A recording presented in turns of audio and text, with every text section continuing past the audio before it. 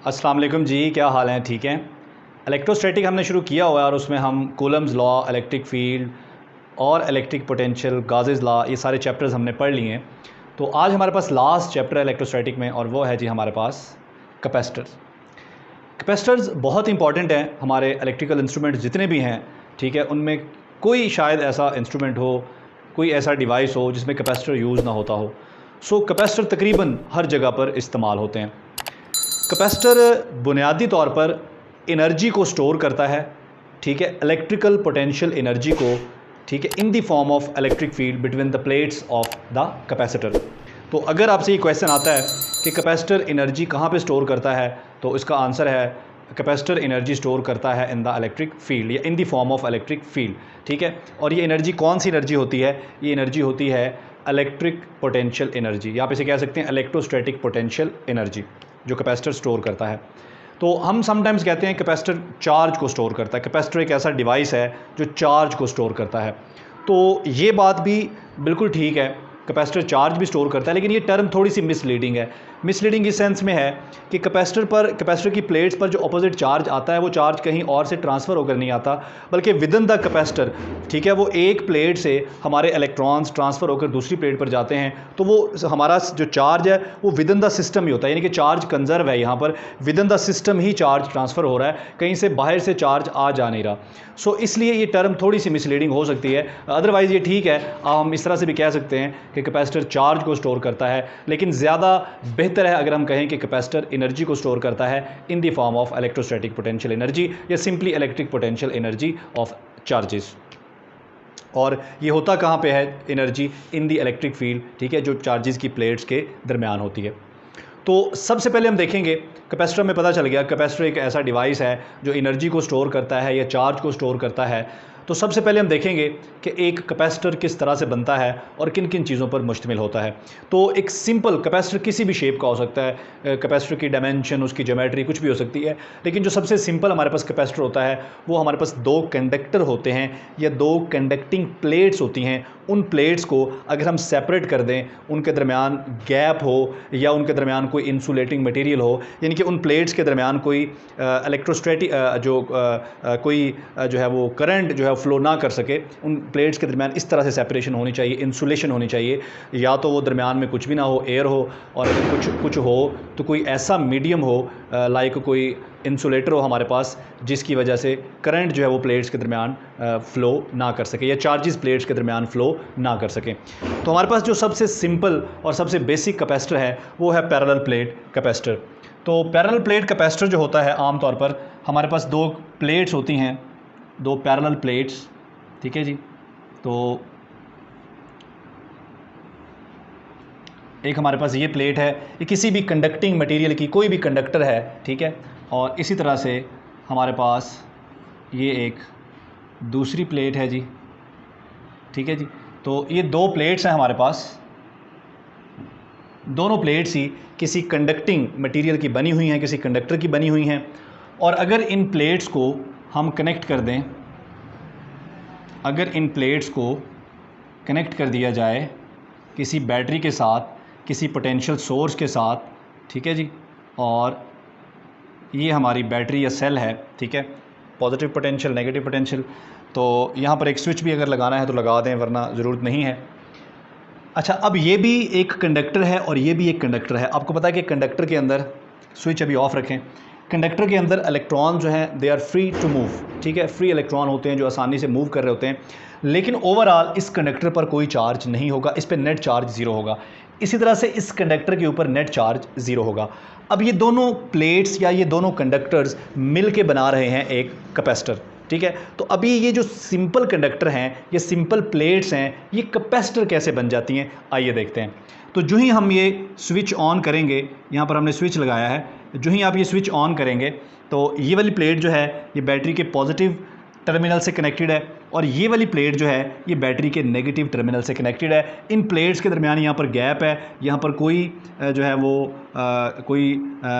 है वो ऐसा पाथ नहीं है कि जिस पाथ पर इलेक्ट्रॉन फ्लो कर सकें, या इन प्लेट्स के दरमियान कोई करंट फ्लो नहीं कर सकता, ठीक है। ये हमारे पास डीसी सर्किट है और ये हमारे पास एक डीसी बैटरी है। क्लियर हो गया? अब आमतौर पर तो ये होगा कि अगर यहाँ पर गैप ना होता, यहाँ पर कोई पाथ होता, तो बाकायदा इलेक्ट्रॉन जो हैं वो यहाँ फ़्लो कर सकते और इस सर्किट में एक कंप्लीट लूप कंप्लीट कर सकते। तो यहाँ पर ऐसा नहीं है, हम सिर्फ यहाँ पर कैपेसिटर को चार्ज कर सकते हैं, यानी कि करंट यहाँ पर एक कंप्लीट लूप की शक्ल में फ़्लो नहीं कर सकता, ठीक है, क्योंकि यहाँ पर आप देख रहे हैं कि दरमियान में गैप है, लेकिन यहाँ पर इस कैपेसिटर को चार्ज किया जा सकता है इस डीसी बैटरी के साथ। अब ये चार्ज कैसे होता है?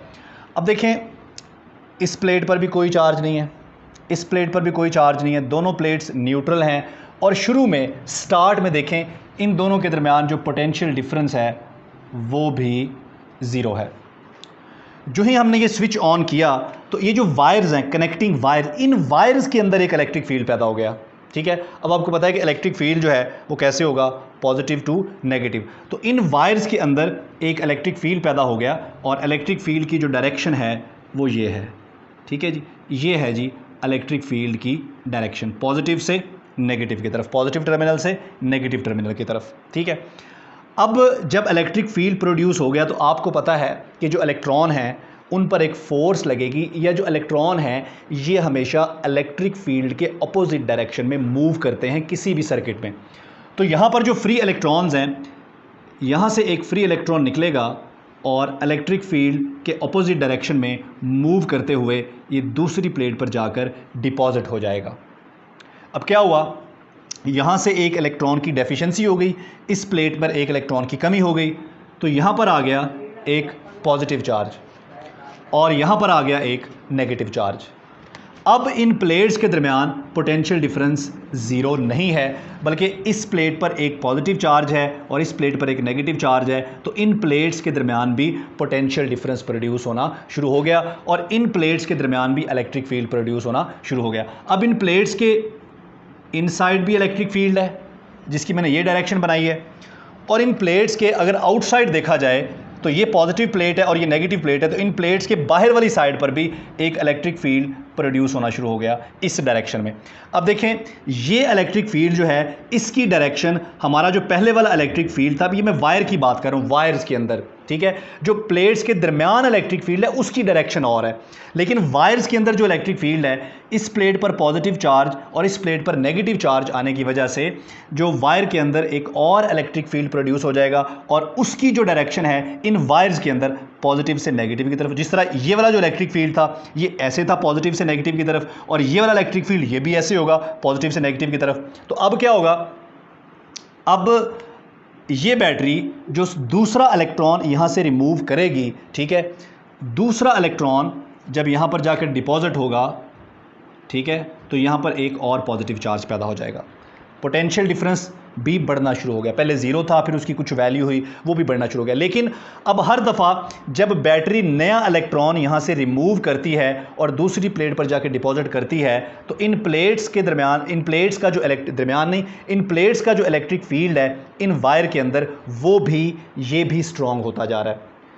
पहले हमें किसी अपोजिशन का सामना नहीं था, लेकिन अब जब कोई इलेक्ट्रॉन इस फील्ड के कहने पर, ये इस बैटरी की वजह से जो फील्ड पैदा हो रहा है इन वायर्स के अंदर जिसकी डायरेक्शन ये है, इस इलेक्ट्रिक फील्ड के कहने पर जो इलेक्ट्रॉन पहले यहाँ से यहाँ जा रहा था, अब उस इलेक्ट्रॉन को इन प्लेट्स वाले इलेक्ट्रिक फील्ड की वजह से किस चीज़ का सामना है, एक ऑपोजिशन का सामना है। इसलिए बैटरी को अब हर नए इलेक्ट्रॉन पे क्या करना पड़ेगा, वर्क करना पड़ेगा। तो बैटरी उन पर वर्क करती रहेगी और यहाँ पॉजिटिव चार्ज आता रहेगा क्योंकि यहाँ इलेक्ट्रॉन की डेफिशिएंसी होती रहेगी और यहाँ पर इलेक्ट्रॉन का इजाफा होता रहेगा।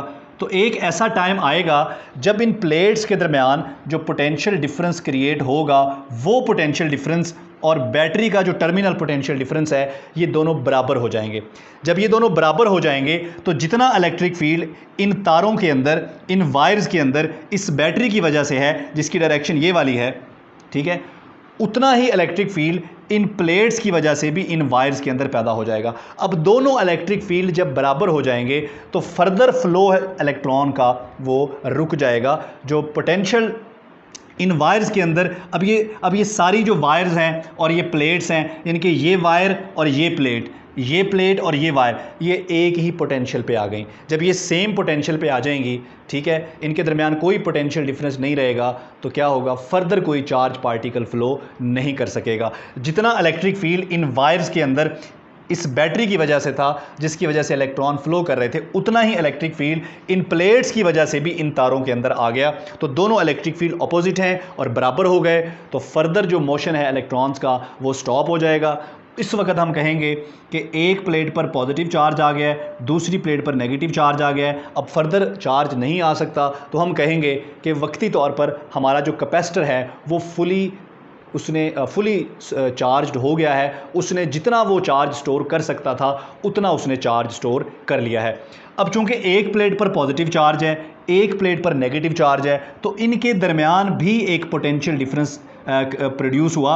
वो पोटेंशियल डिफरेंस और बैटरी का पोटेंशियल डिफरेंस भी सेम हो गए। ठीक है, एक और चीज़ जिसको लेकर आपने कंफ्यूज नहीं होना वो ये है, एक इलेक्ट्रिक फील्ड यहाँ इस बैटरी की वजह से, कहाँ पर, इन तारों के अंदर, एक इलेक्ट्रिक फील्ड इन तारों के अंदर इन प्लेट्स की वजह से है। अब जो बैटरी की वजह से इलेक्ट्रिक फील्ड है पॉजिटिव से नेगेटिव, यानी कि ऐसे है ये वाला, ये, और एक इलेक्ट्रिक फील्ड इस पॉजिटिव और नेगेटिव प्लेट की वजह से है इन तारों में, वो भी ऐसे है, वो ऐसे है, पॉजिटिव टू नेगेटिव, दोनों फील्ड एक दूसरे के अपोजिट है। अब एक फील्ड इन प्लेट्स के दरमियान भी है वो, उसकी डायरेक्शन ये है पॉजिटिव से नेगेटिव की तरफ। क्लियर होगी बात? ठीक हो गया जी। तो हम फील्ड के इनसाइड, प्लेट्स के इनसाइड भी बात कर रहे हैं कि इलेक्ट्रिक फील्ड कैसा है, और प्लेट्स के आउटसाइड भी बात कर रहे हैं कि इलेक्ट्रिक फील्ड कैसा है। तो इसको लेकर आपने कंफ्यूज नहीं होना। क्लियर हो गया जी। तो ये हो गया जी हमारा कैपेसिटर फुली चार्ज। ठीक है, और अब हम बात कर लेते हैं कैपेसिटर की कैपेसिटेंस की, लेकिन उससे पहले यहाँ पर एक MCQs या एक प्रॉब्लम उसको डिस्कस करते जाते हैं, बड़ा इंपॉर्टेंट हो सकता है आपके लिए। क्वेश्चन अगर आपसे पूछा जाए कि what is net charge on the plates of the capacitor, net charge क्या है कैपेसिटर की प्लेट्स के ऊपर, क्या जवाब होगा आपका? सोचें, what is net charge on the plates of the capacitor. एक प्लेट पर पॉजिटिव चार्ज है, उतना ही दूसरी प्लेट पर नेगेटिव चार्ज है। अगर आपसे कहा जाए कि इन प्लेट्स के ऊपर, या आपसे ये कहा जाए कि इस कैपेसिटर पर, या आपसे ये कहा जाए कि किसी भी कैपेसिटर पर जब वो फुली चार्ज हो जाता है, तो या किसी भी लम्हे जब वो फुली चार्ज नहीं भी होता, तो किसी भी कैपेसिटर पर किसी भी लम्हे नेट चार्ज क्या होता है? तो आंसर क्या होगा इसका जी? ज़ीरो। ये बड़ी हैरानी वाली बात नहीं है। हम तो कहते हैं कैपेसिटर चार्ज को स्टोर कर रहा है, तो हम ये भी कह रहे हैं कि नेट चार्ज ज़ीरो है। कैपेसिटर चार्ज को स्टोर भी कर रहा है, बिल्कुल सही बात है, क्योंकि एक प्लेट पर पॉजिटिव चार्ज आ गया, दूसरी पर नेगेटिव चार्ज आ गया, इनके दरमियान अट्रैक्शन रहेगी और ये चार्ज स्टोर रहेगा यहाँ पर। अगर आपसे कोई ये कहे कि कैपेसिटर चार्ज स्टोर कितना कर रहा है, तो उसका आंसर होगा क्यू, ना पॉजिटिव ना नेगेटिव। किसी एक प्लेट पर जितना भी चार्ज है उसका जो मैग्नीट्यूड है, हम कहेंगे कैपेसिटर ने इतना चार्ज स्टोर किया है। लेकिन नेट चार्ज जब हम कहेंगे, तो नेट चार्ज में फिर हम पॉजिटिव चार्ज और नेगेटिव चार्ज दोनों को ऐड करेंगे, तो जितना पॉजिटिव चार्ज है उतना ही नेगेटिव चार्ज है, तो कैपेसिटर पर नेट चार्ज क्या है? ज़ीरो है। तो कैपेसिटर पर नेट चार्ज ज़ीरो होता है, लेकिन चार्ज ज़ीरो नहीं होता। तो ये दो बातें आपने ज़हन में रखनी है, कन्फ्यूज़ नहीं होना इन दोनों बातों के दरमियान। अगर आपसे ये पूछा जाए कि कैपेसिटर पर कितना चार्ज स्टोर हुआ है, तो आप कहेंगे क्यू। ठीक है, magnitude of the charge on any of the plates. अगर आपसे ये कहा जाए कि कैपेसिटर पर नेट चार्ज कितना है, तो आप क्या कहेंगे? ज़ीरो। किसी भी लम्हे कैपेसिटर पर नेट चार्ज क्या होता है? ज़ीरो होता है।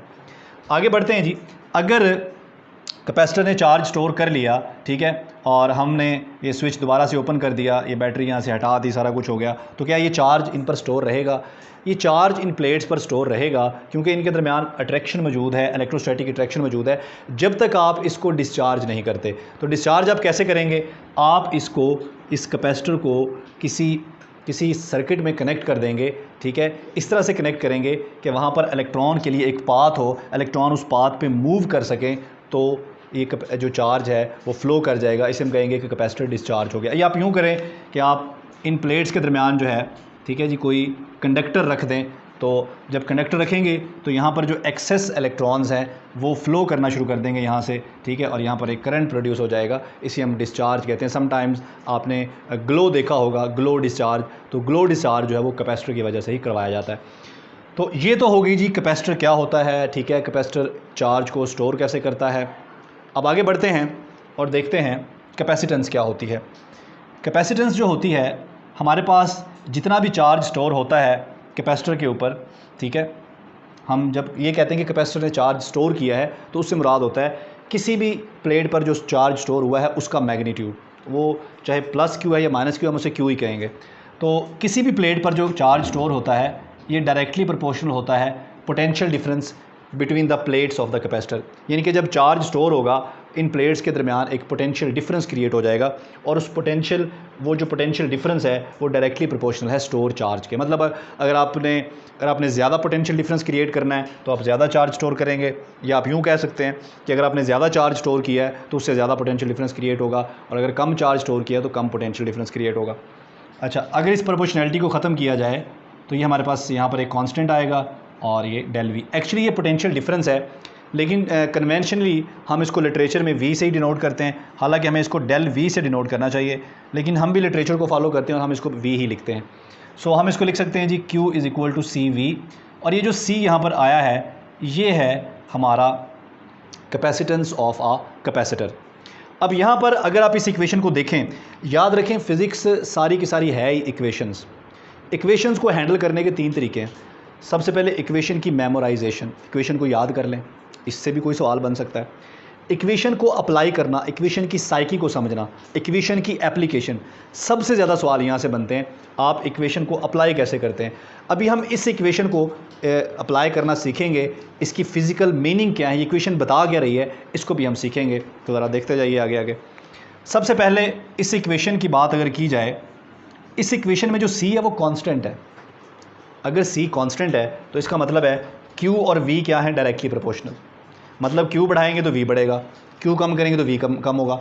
यहाँ से हमें ये लग रहा है कि C जो है वो Q और V पे डिपेंड करता है। नहीं, C इस इक्वेशन का कांस्टेंट है जो कि इस इक्वेशन में आने वाले वेरिएबल्स पे डिपेंड नहीं करता। क्लियर हो गया जी?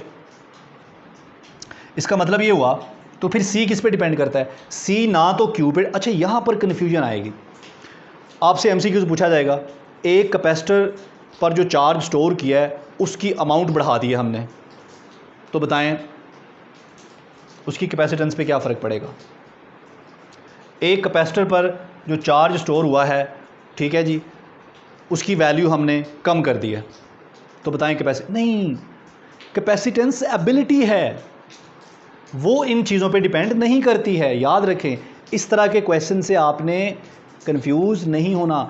आप एबिलिटी को यूँ समझ लें कि जैसे मेरे पास एक पानी का, मेरे पास एक बहुत बड़ा एक जार है, या एक बहुत बड़ी मेरे पास एक बोतल है, एक कंटेनर है बहुत बड़ा पानी का, उसकी एबिलिटी है कि वो 10 लीटर पानी स्टोर कर सकता है।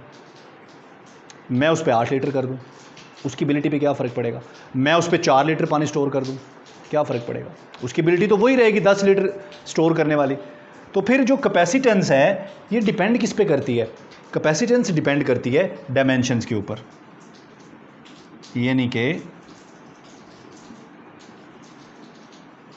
ये डिपेंड करती है कैपेसिटर की ज्योमेट्री के ऊपर, कैपेसिटर की प्लेट्स का जो एरिया है, कैपेसिटर की प्लेट्स के दरमियान जो सेपरेशन है, ठीक है, इन चीज़ों पर कैपेसिटेंस डिपेंड करती है। ये चार्ज या पोटेंशियल डिफरेंस पर डिपेंड नहीं करती। ठीक है, समझ आ गया? अब तो कंफ्यूज नहीं होंगे। अब हम आगे बढ़ते हैं जी, और आगे बढ़ते हुए हमारे पास जो नेक्स्ट टॉपिक आ रहा है जी, पैरेलल प्लेट कैपेसिटर, उसकी हम कैपेसिटेंस निकालते हैं और उससे रिलेटेड जो प्रॉब्लम्स हैं उनको अंडरस्टैंड करने की कोशिश करते हैं। लेकिन सबसे पहले इस इक्वेशन के मैं आपको फिज़िकल मीनिंग बताता जाऊँ। ये इक्वेशन ये बता रही है कि किसी भी कैपेसिटर में उसकी प्लेट्स के दरमियान कोई सर्टेन पोटेंशियल डिफरेंस लाने के लिए आपको उस पर कितना चार्ज स्टोर करना पड़ेगा, या दूसरे लफ्ज़ों में कैपेसिटर की प्लेट्स पर जो चार्ज स्टोर होता है उस चार्ज स्टोर होने की वजह से कितना पोटेंशियल डिफरेंस क्रिएट होता है, दैट इज़ कॉल्ड कैपेसिटेंस। और ये इस इक्वेशन के फिज़िकल मतलब है। अब पैरेलल प्लेट कैपेसिटर की अगर बात की जाए तो उसकी जो हमारे पास कैपेसिटेंस होती है that is epsilon not a over D. देखें, कैपेसिटेंस के फार्मूले में यहाँ पर ना तो कोई चार्ज आया है ना ही कोई पोटेंशियल आया है। एप्सिलॉन नॉट क्या है? Permittivity of free space. अगर कैपेसिटर, इसका मतलब है कि कैपेसिटेंस डायमेंशंस के साथ साथ एक और चीज़ पर भी डिपेंड करती है, और वो है मीडियम बिटवीन द प्लेट्स। उस मीडियम की नेचर क्या है जो आपने प्लेट्स के दरमियान रखा हुआ है, कैपेसिटेंस उस मीडियम की नेचर पर भी डिपेंड करती है। तो ये दो हमारे पास आ गए जी कैपेसिटर के डिपेंडेंस, ये दो हमारे पास कैपेसिटर के डिपेंडेंस आ गए। अब ये पैरेलल प्लेट कैपेसिटर, यानी कि वैसे तो कैपेसिटर हमारे पास बहुत सारी शेप के होते हैं, कैपेसिटर किसी भी शेप में हो सकता है, ठीक है, लेकिन हमारे पास जो सबसे सिंपल कैपेसिटर है वो पैरेलल प्लेट कैपेसिटर ही है। तो पैरेलल प्लेट कैपेसिटर की जो कैपेसिटेंस का फार्मूला ये आपके सामने है। इसका मतलब है कि कैपेसिटेंस जो है वो एरिया पे डिपेंड करती है। आप एरिया ज़्यादा कर दोगे तो कैपेसिटेंस बढ़ जाएगी, ठीक है, आप एरिया कम करोगे कैपेसिटेंस कम हो जाएगी। आप प्लेट्स के दरमियान सेपरेशन ज़्यादा करोगे कैपेसिटेंस कम हो जाएगी। आप प्लेट्स के दरमियान सेपरेशन कम कर दोगे, प्लेट्स करीब कर दोगे तो कैपेसिटेंस बढ़ जाएगी। अब इस इक्वेशन से रिलेटेड जो प्रॉब्लम्स आते हैं उनको टैकल कैसे करना होता है, उसके लिए आपने 3 इक्वेशन जो है वो यहाँ पर लिख लेनी है। एक ये, एक C is equal to Q over V, और एक C इज़ इक्वल टू, तीसरी इक्वेशन जो है Q ओवर V को हम लिख सकते हैं ED, वो ग्रेडियंट वाला जो फार्मूला हमने पढ़ा है ना कि इलेक्ट्रिक पोटेंशियल, इलेक्ट्रिक फील्ड जो होती है ये ग्रेडियंट होता है पोटेंशियल का। तो इसको अगर हम सिंप्लीफाई करें तो इसको मैं लिख सकता हूँ EDR is equal to DV, या मैं इसको लिख सकता हूँ V is equal to ED, simplify करके अगर मैं सिर्फ मैग्नीट्यूड की बात करूं। यहाँ पर इन 3 इक्वेशंस को, इक्वेशन नंबर 1, इक्वेशन नंबर 2 और इक्वेशन नंबर 3, इनसे क्वेश्चन बन सकते हैं। अब इन इक्वेशंस को हैंडल कैसे करना है, क्वेश्चन आपसे ये किया जाएगा, सुने, प्लेट्स के दरमियान सेपरेशन को ज़्यादा कर दिया गया, बताइए प्लेट्स के दरमियान पोटेंशियल पे क्या फ़र्क पड़ा। इस फार्मूले में तो कहीं पोटेंशियल नहीं है। अब यूज़ कैसे करना है, इनडायरेक्ट यूज़ करना है। सेपरेशन ज़्यादा हुई, सबसे पहले ये फार्मूला देखें, सेपरेशन ज़्यादा हुई कैपेसिटेंस कम हो गई, ठीक है, कैपेसिटेंस कम हुई, चार्ज उतना ही है, चार्ज स्टोर हुआ कैपेसिटर पर, फुली स्टोर है, चार्ज की वैल्यू को कम ज़्यादा नहीं किया। अगर चार्ज कांस्टेंट है, सेपरेशन आप ज़्यादा कर देंगे प्लेट्स के दरमियान तो कैपेसिटेंस क्या हो जाएगी, कम। कैपेसिटेंस कम होगी तो पोटेंशियल क्या होगा, ये कांस्टेंट है, कैपेसिटेंस कम हो जाएगी तो पोटेंशियल। अब यहाँ पर आपके ज़हन में ये भी सवाल होता है आएगा कि सर पहले तो आप कह रहे थे कि कैपेसिटेंस इन चीज़ों पे डिपेंड नहीं करती, तो अभी भी कैपेसिटेंस तो डिपेंड नहीं कर रही। कैपेसिटेंस इन चीज़ों पे डिपेंड नहीं करती, ये चीज़ें तो कैपेसिटेंस पे डिपेंड करती हैं ना। क्लियर हो गया, कैपेसिटेंस इन पे डिपेंड नहीं कर रही, ये कैपेसिटेंस पे डिपेंड कर रहे हैं। तो सेपरेशन ज़्यादा हुई प्लेट्स के दरमियान, कैपेसिटेंस क्या हो गई, कम हो गई। कैपेसिटेंस कम हुई तो उनके दरमियान पोटेंशियल डिफरेंस क्या हो गया, इंक्रीज़ हो गया, पोटेंशियल डिफरेंस बढ़ गया। इसी तरह से अगर प्लेट्स के दरमियान सेपरेशन कम हुई, कैपेसिटेंस बढ़ गई, कैपेसिटेंस बढ़ गई तो पोटेंशियल क्या हो गया, डिक्रीज़ हुआ। पोटेंशियल, इसका मतलब पोटेंशियल डिक्रीज़ हुआ है तो कैपेसिटेंस बढ़ी है। उसके बाद एरिया के साथ आप रिलेशन बना लें, अगर प्लेट्स का एरिया बढ़ा दिया तो कैपेसिटेंस बढ़ गई, चार्ज उतना ही रखा है, चार्ज कांस्टेंट ही रखें, एरिया बढ़ाया कैपेसिटेंस बढ़ गई, कैपेसिटेंस बढ़ी तो पोटेंशियल क्या हो गया प्लेट्स के दरमियान, कम हुआ है, इसीलिए कैपेसिटेंस बढ़ी है। अब आ जाते हैं इलेक्ट्रिक फील्ड वाले रिलेशन के ऊपर। अगर प्लेट्स के दरमियान सेपरेशन D ज़्यादा करेंगे कैपेसिटेंस कम हो जाएगी।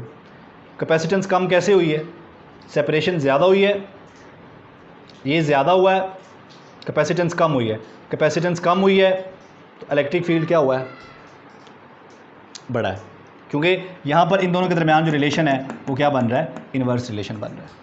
क्लियर हो गया। इसी तरह से अगर आप इसे क्या करेंगे, कम, सेपरेशन कम करेंगे, सेपरेशन कम करेंगे कैपेसिटेंस बढ़ेगा, कैपेसिटेंस बढ़ेगा इलेक्ट्रिक फील्ड कम होगा। सेपरेशन ज़्यादा करेंगे कैपेसिटेंस कम हो जाएगा, कैपेसिटेंस कम होगा, बाकी चीज़ें क्या रखें कांस्टेंट, इलेक्ट्रिक फील्ड क्या होगा, इलेक्ट्रिक फील्ड क्या होगा, बढ़ेगा।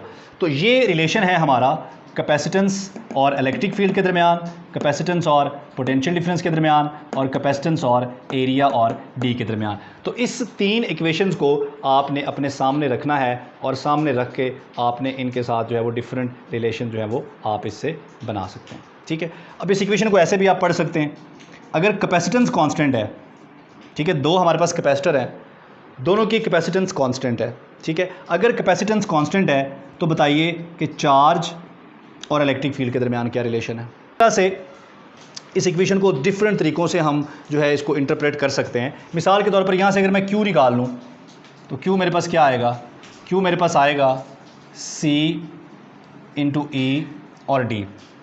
अब फ़र्ज़ करें आपसे ये कहा जाता है कि दो कैपेसिटर्स हैं, दोनों पर एक जैसा चार्ज स्टोर किया हुआ है, ठीक है, दोनों पर एक जैसा चार्ज स्टोर किया हुआ है, आप उनकी कैपेसिटेंस को कंपेयर करें, ठीक है। या आप इसको इस तरह से भी कर सकते हैं, D is equal to, D को यहाँ से निकाल लें, ये हमारे पास आएगा Q ओवर CE।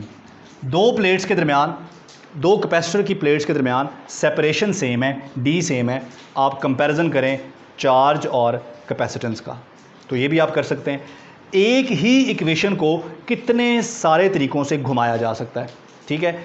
आपने ये इक्वेशन 1, इक्वेशन 2 और इक्वेशन 3 को याद रखना है। इनको याद रख के इसको आप जैसे मर्ज़ी कम ज़्यादा करके अप्लाई कर सकते हैं। तो ये तो हो गया जी हमारे पास capacitance of a parallel plate capacitor. आगे बढ़ते हैं जी।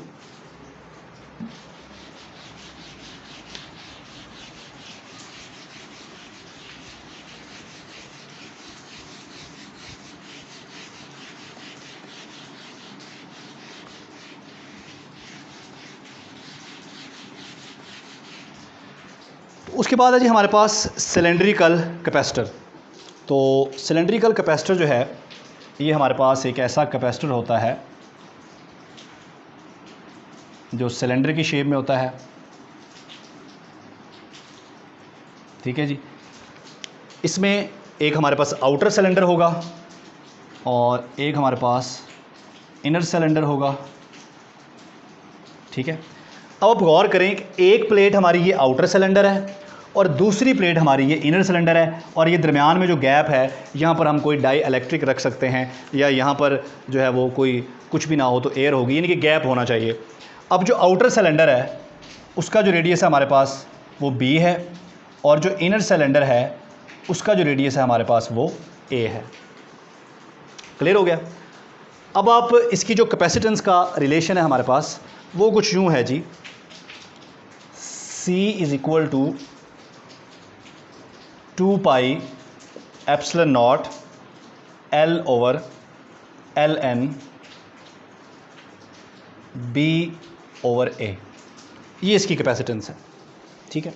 अब देखिए इस कैपेसिटेंस के रिलेशन में कहीं पर भी आपको पोटेंशियल या चार्ज नज़र नहीं आ रहा, तो कैपेसिटर कोई भी हो उसकी जो कैपेसिटेंस होती है वो उसकी डायमेंशंस पे डिपेंड करती है, उसके पोटेंशियल वगैरह पे या चार्ज की वैल्यू पे डिपेंड नहीं करती।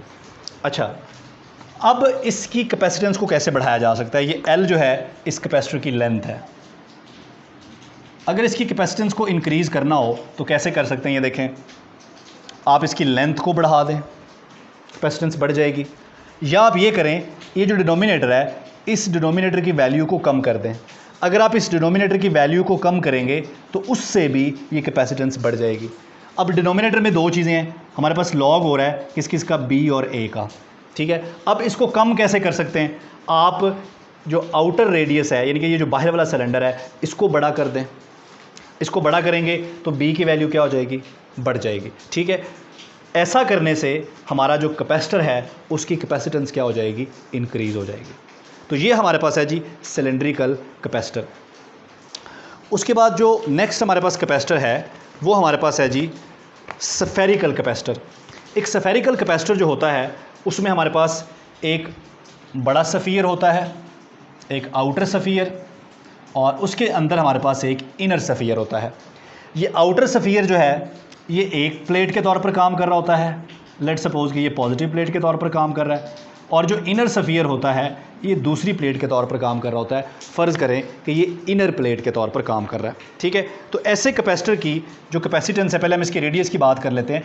इसका जो आउटर रेडियस है लेट्स सपोज कि वो B है और जो इनर रेडियस है वो A है, तो इसकी जो कैपेसिटेंस है C इज़ इक्वल टू, ये हमारे पास आ गई है जी 4 पाई एप्सिलॉन नॉट AB और divided by B minus A। Clear हो गया। अब आपको साफ नज़र आ रहा है कि अगर हम कैपेसिटेंस बढ़ाना चाहते हैं तो ये जो ए बी का प्रोडक्ट है इसको हम बढ़ा दें। अब ए बी का प्रोडक्ट कैसे बढ़ेगा, या तो आप ये वाला जो इनर सिलेंडर है इसका साइज़ ज़्यादा कर दें, या आप आउटर सिलेंडर का साइज़ ज़्यादा कर दें, या आप ये जो डिनोमिनेटर की वैल्यू है इसको कम कर दें।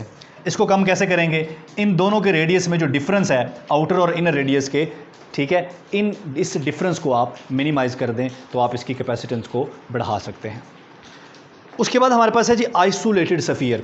अब आइसोलेटेड सफ़ियर से क्या मुराद है, हमारे पास एक ऐसा कैपेसिटर है जिसकी एक प्लेट तो ये है सफ़ियर और इसकी दूसरी प्लेट कहीं इन्फिनिटी पे पड़ी है, ठीक है। अब आपको पता है कि इलेक्ट्रिक फील्ड लाइन जो हैं वो तो इन्फिनिटी तक एक्सटेंड हो सकती हैं, तो हम ये सपोज कर लेते हैं कि इस कैपेसिटर की दूसरी प्लेट कहीं इन्फिनिटी पे है। तो इस तरह का जो कैपेसिटर है जिसकी एक प्लेट यहाँ पड़ी है और दूसरी प्लेट हमने इन्फिनिटी पे सपोज कर ली है, इस तरह के कैपेसिटर को हम कहते हैं आइसोलेटेड कैपेसिटर। तो आइसोलेटेड कैपेसिटर जो होता है उसकी कैपेसिटेंस का फार्मूला हमारे पास है जी, इसकी कैपेसिटेंस है जी हमारे पास 4 पाई एप्सिलॉन नॉट और R, ठीक है। इसका मतलब है कि आइसोलेटेड कैपेसिटर की जो कैपेसिटेंस है वो फुली डिपेंड कर रही है किसके ऊपर, इसके रेडियस के ऊपर। सो हम ये कह सकते हैं कि capacitance is proportional to R की पावर 1 या capacitance is proportional to the size of the capacitor. Clear हो गया जी। तो ये हमारे पास कुछ डिफरेंट ज्योमेट्री के कैपेसिटर्स थे, जिसमें सिलेंड्रिकल कैपेसिटर पढ़ा हमने, स्फेरिकल कैपेसिटर पढ़ा हमने, और उसके साथ हमने पढ़ा आइसोलेटेड कैपेसिटर। अब हम कैपेसिटर को देखते हैं सीरीज़ में और पैरेलल में।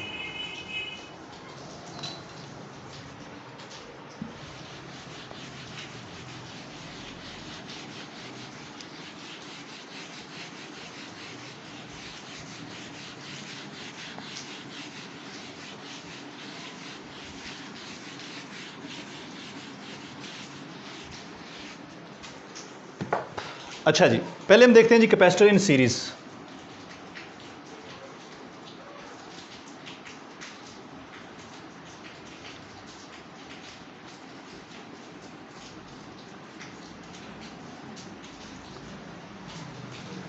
अगर हमारे पास 2 या 2 से ज़्यादा कैपेसिटर सीरीज में लगे हों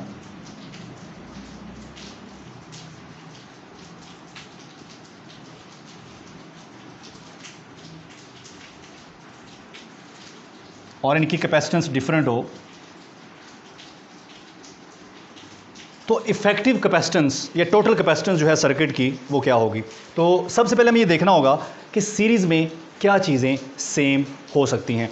तो याद रखें, सीरीज़ में इन सारे कैपेसिटर्स के ऊपर जो चार्ज स्टोर होगा वो सेम होगा, चाहे इनकी कैपेसिटेंस डिफरेंट ही क्यों ना हो, क्योंकि सीरीज़ में सेम करंट फ्लो करेगा, इसलिए सारे कैपेसिटर को सेम चार्ज मिलेगा। इनकी कैपेसिटेंस या एबिलिटी डिफरेंट हो सकती है, लेकिन सब पर फिर भी सेम चार्ज स्टोर होगा। लेकिन सारे कैपेसिटर के अक्रॉस जो पोटेंशियल डिफरेंस होगा वो क्या होगा, वो डिफरेंट होगा। इसका मतलब है कि सी जो है चार्ज जो है वो सेम होगा, लेकिन पोटेंशियल डिफरेंस जो है इन प्लेट्स को जो यहाँ से मिल रहा है, ठीक है, पोटेंशियल डिफरेंस सब के क्रॉस डिफरेंट आएगा। जब यहाँ से पोटेंशियल डिफरेंस डिफरेंट आएगा तो इन प्लेट्स के दरमियान जो पोटेंशियल डिफरेंस जनरेट होगा वो भी डिफरेंट होगा।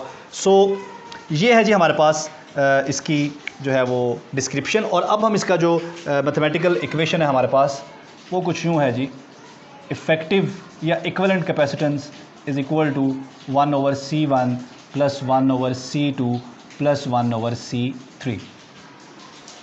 अब यहाँ पर कुछ कंपैरिजन है जी। अगर हम 2 कैपेसिटर ले लें, लेट सपोज, वो सारी इक्वेशंस मैं दोबारा से लिख लेता हूँ यहाँ पर जो पहले हमने लिखी हैं, ठीक है जी। हमारे पास एक इक्वेशन थी C = Q/V, एक इक्वेशन थी हमारे पास C = A/0/D, और एक इक्वेशन थी हमारे पास Q/ED। ये V की जगह हमने ED लिख दिया। अच्छा जी, अब आप ये देखें, सीरीज़ में चार्ज तो सेम है सबके ऊपर, लेकिन कैपेसिटेंस क्या है, डिफरेंट है। अगर चार्ज सेम है तो हम यूँ लिख सकते हैं Q is equal to C V, ठीक है। अगर चार्ज सेम है, चार्ज की वैल्यू कांस्टेंट है, तो ये जो दो चीज़ों का प्रोडक्ट हो रहा है ये क्या हो जाएगा, इन्वर्सली प्रोपोर्शनल। क्लियर होगी बात। उसके बाद चूंकि यहाँ पर Q सेम था इसलिए हम इस रिलेशन को, इस वाले रिलेशन को यूँ लिख सकते हैं, ठीक है। जो चीज़ कांस्टेंट हो उसको यहाँ रख लें और बाकी दोनों का रिलेशन आपस में देख लें कि वो क्या रिलेशन बनता है। अच्छा, अब ये दूसरी इक्वेशन लिखें ज़रा और इसका रिलेशन भी चेक करें। दूसरी इक्वेशन हमारे पास बन रही है जी, C is equal to Q over E D. Q हमारे पास कांस्टेंट है तो हम इसको लिख सकते हैं जी Q is equal to C E और D। अब Q कांस्टेंट है, अगर Q कांस्टेंट है इसका मतलब ये हुआ, अब यहाँ पर हम सेपरेशन भी सेम कर लेते हैं। सेपरेशन भी सेम है, Q भी सेम है, ठीक है। अगर ये दोनों फैक्टर सेम है तो देखें कैपेसिटेंस और इलेक्ट्रिक फील्ड क्या हो गए, इन्वर्सली प्रोपोर्शनल। तो Q को लेके हमने एक रिलेशन ये पढ़ा और हमें यहाँ से क्या समझ आया, और Q को लेकर एक रिलेशन हमने ये पढ़ा। तो इस रिलेशन में हमने कैपेसिटेंस को इलेक्ट्रिक फील्ड के साथ जोड़ा, इस रिलेशन में हमने कैपेसिटेंस को पोटेंशियल डिफरेंस के साथ जोड़ा, लेकिन किस सर्किट के लिए, सीरीज सर्किट के लिए, ठीक है। और इसी तरह से इसी रिलेशन में हम जो है Q को रिलेट कर सकते हैं। अगर हम कैपेसिटेंस को भी कांस्टेंट कर लें, Q भी कांस्टेंट हो गया, कैपेसिटेंस भी कांस्टेंट हो गई, तो इलेक्ट्रिक फील्ड और सेपरेशन के दरमियान क्या रिलेशन बन जाएगा, इन्वर्स रिलेशन बन जाएगा। इसी तरह से अगर आप E को कांस्टेंट कर लें और Q को भी कांस्टेंट कर लें तो C और D के दरमियान रिलेशन क्या बन जाएगा, इन्वर्स रिलेशन बन जाएगा, ठीक है। जिसकी कैपेसिटेंस ज़्यादा होगी उनके दरमियान सेपरेशन कम होगी, जिनकी कैपेसिटेंस कम होगी उनके दरमियान सेपरेशन ज़्यादा होगी। तो एक ही देखें, सिर्फ दो इक्वेशंस हैं और इन दो इक्वेशंस के साथ हमारे पास क्या क्या रिलेशन बन रहे हैं, हमारे पास कैपेसिटेंस के और पोटेंशियल डिफरेंस के दरमियान रिलेशन, कैपेसिटेंस के और इलेक्ट्रिक फील्ड के दरमियान, कैपेसिटेंस के और डी के दरमियान, इलेक्ट्रिक फील्ड और डी के दरमियान, ठीक है। तो ये सारे रिलेशन हमारे पास सिर्फ इस एक इक्वेशन से बन रहे हैं, लेकिन ये सारे किसके लिए बन रहे हैं, ये सारे सीरीज़ सर्किट के लिए बन रहे हैं। अब यही सारे रिलेशन हम बना लेते हैं जी पैरेलल सर्किट के लिए। तो हमारे पास जो पैरेलल कम्बिनेशन है कैपेसिटर का, उसमें जो हमारे पास इफेक्टिव कैपेसिटेंस होती है, उससे पहले हम बताते हैं कि सेम क्या होता है और डिफरेंट क्या होता है। जब कैपेसिटर पैरेलल लगाए जाते हैं तो Q क्या होता है, ये सारे चार्जेस पर डिफरेंट होता है, लेकिन V क्या होता है, ये सेम होता है, पोटेंशियल डिफरेंस सेम होता है। अब इस रिलेशन को देखें, Q is equal to C V. अब जो चीज़ सेम है हम उसी का फार्मूला बनाएंगे, तो V सेम है, V यहाँ से क्या आएगा, Q ओवर C, ठीक है। तो अब ज़रा ये देखें, V सेम है, अब ये पैरेलल की बात हो रही है, V सेम है, Q और C क्या हो गए, ये डायरेक्टली प्रोपोर्शनल हो गए। जब दो चीज़ें डिवाइड हो रही हों तो वो डायरेक्टली प्रोपोर्शनल हो जाती हैं। लेकिन ये जो रिलेशंस हैं, क्या ये एक आइसोलेटेड कैपेसिटर पर अप्लाई हो सकते हैं, नहीं, ये रिलेशन कैपेसिटर कम्बिनेशंस पर अप्लाई हो रहे हैं, चाहे वो सीरीज़ में है या पैरेलल में। पहले हमने सीरीज़ कैपेसिटर के कम्बिनेशन डिस्कस किए, अब हम पैरेलल के डिस्कस कर रहे हैं। अब देखें V सबको सेम मिल रहा है, अगर V सेम मिल रहा है तो ये क्या हो गए, डायरेक्टली प्रोपोर्शनल, सॉरी, क्योंकि डिवाइड हो रहा है।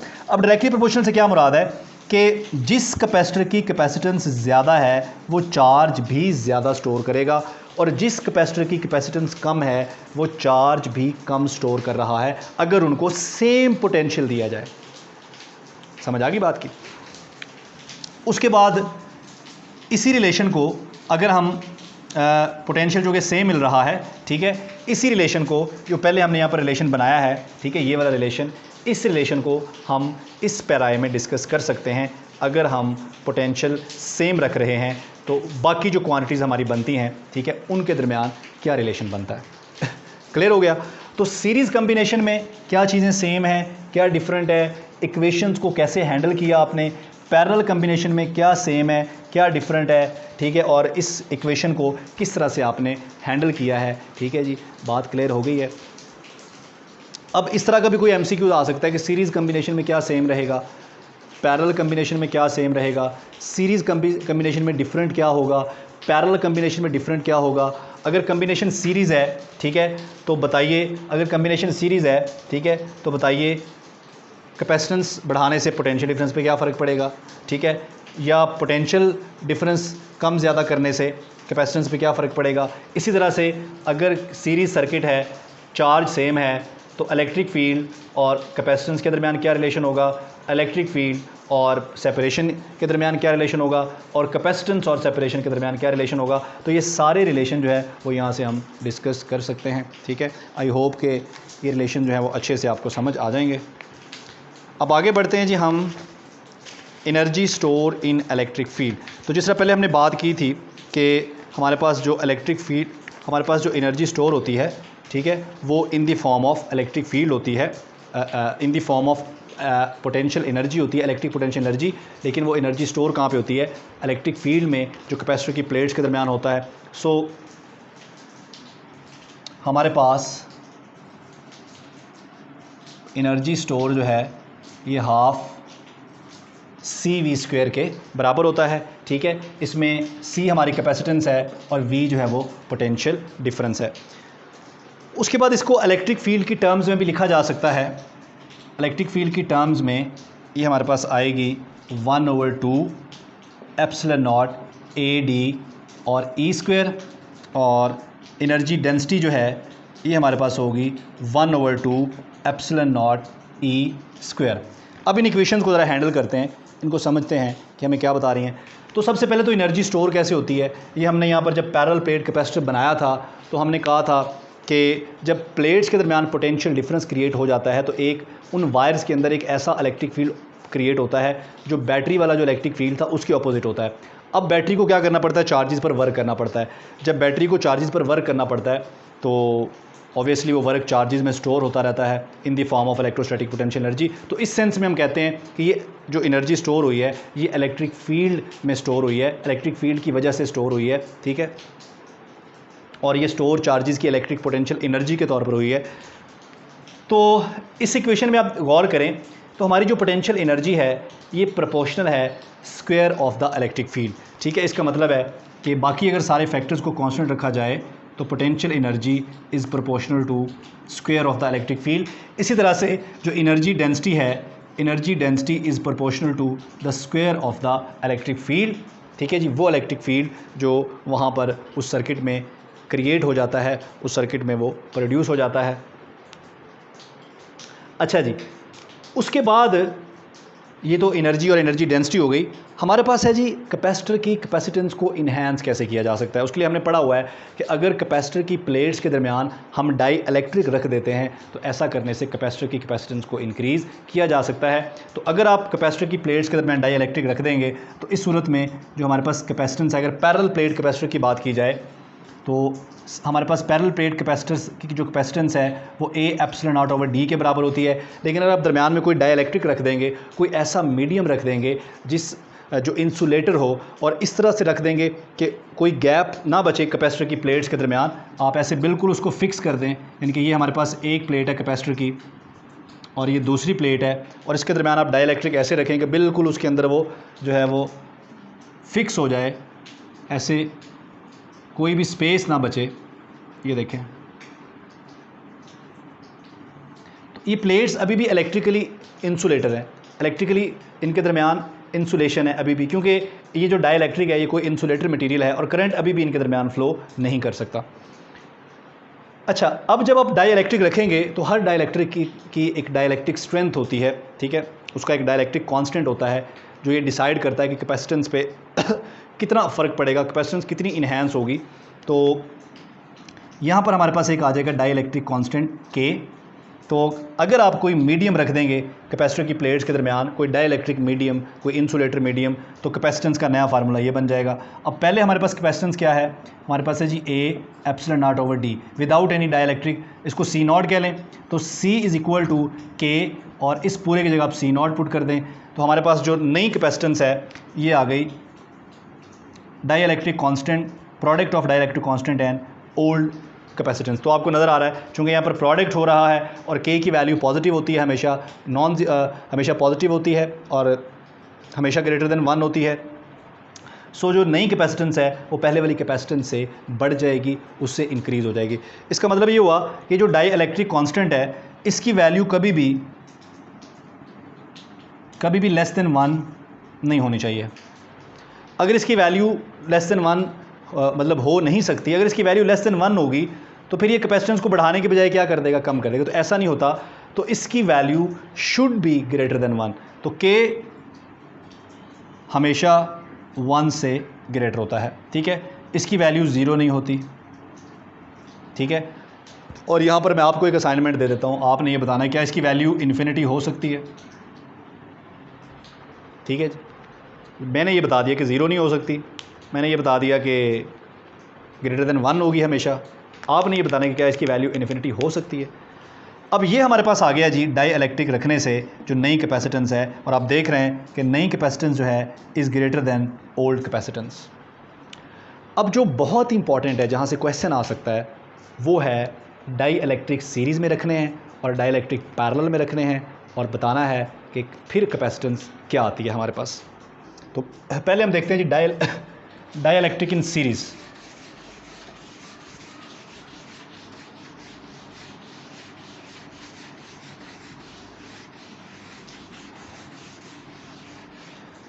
तो डाइलेक्ट्रिक हमारे पास जो सीरीज़ में होंगे, यहाँ पर मैं कैपेसिटर की जगह डाइलेक्ट्रिक लिख देता हूँ जी।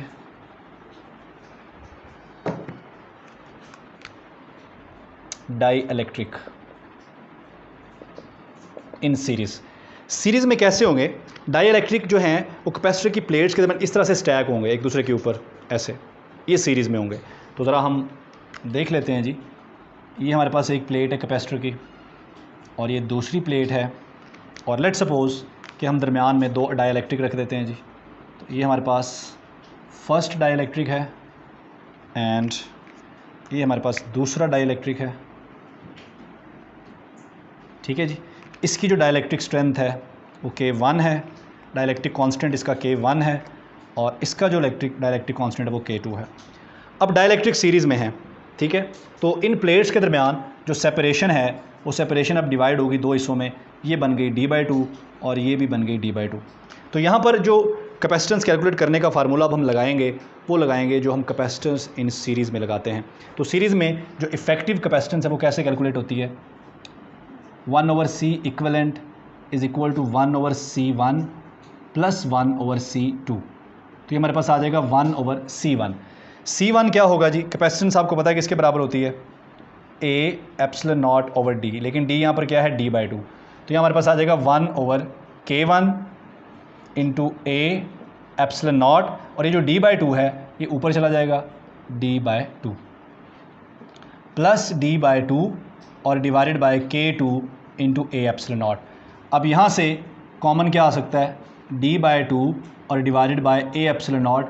इसको कॉमन ले लें, और कॉमन लेने के बाद यहाँ अंदर हमारे पास बच जाएगा 1/K1 प्लस 1/K2। इसको सिंप्लीफाई करें तो हमारे पास ये बनेगा K1 K2 और K1 प्लस K2, और ये हमारे पास बन जाएगा जी D/2 डिवाइडेड बाय A/0। अब इसका रेसिप्रोकल ले लें, तो रेसिप्रोकल लेने से ये हमारे पास बन जाएगा K1 K2 over K1 plus K2, और इसका रेसिप्रोकल लें तो ये बन जाएगा A/0 ओवर D/2, जो है वो 2 यहाँ बाहर लिख लें, ठीक है। अब ये क्या है? A/0 ओवर D, ये हमारी कैपेसिटेंस है जब हमारी प्लेट्स के दरमियान डाइलेक्ट्रिक नहीं था। तो इसका मतलब है ये हमारे पास आ गया 2C0, क्लियर हो गया जी, और K1 K2 over K1 plus K2। तो ये हमारे पास आ गई इक्विवेलेंट कैपेसिटेंस अगर हमारे पास 2 डाइलेक्ट्रिक जो हैं वो हमने सीरीज़ में लगाए हों। अगर 3 होंगे डाइलेक्ट्रिक तो फिर क्या हो जाएगा? फिर यहाँ पर आप D/3 कर देंगे। अगर 3 हो जाएंगे तो D/2 की बजाय आप क्या कर देंगे? D/3 plus K1 D/3 plus K2 D/3 plus, इस तरह जितने भी कैपेसिटर होंगे उतना आप उसको बढ़ा सकते हैं। तो मैंने 2 कैपेसिटर के लिए किया है, 3 के लिए आप खुद रिलेशन बना सकते हैं। ये हो गए कैपेसिटर इन सीरीज़। अब कैपेसिटर लगाते हैं पैरेलल में। पैरेलल में कैसे लगाते हैं और फिर डाइलेक्ट्रिक कांस्टेंट कैसे कैलकुलेट करते हैं, ज़रा इसको भी देख लेते हैं जी। तो पैरेलल में हम लगाते हैं जी, ये हमारे पास एक प्लेट है और ये दूसरी प्लेट है, और ये हमारे पास डाइलेक्ट्रिक हैं जी पैरेलल में। ये हमारे पास फर्स्ट डाइलेक्ट्रिक है और ये हमारे पास सेकंड डाइलेक्ट्रिक है।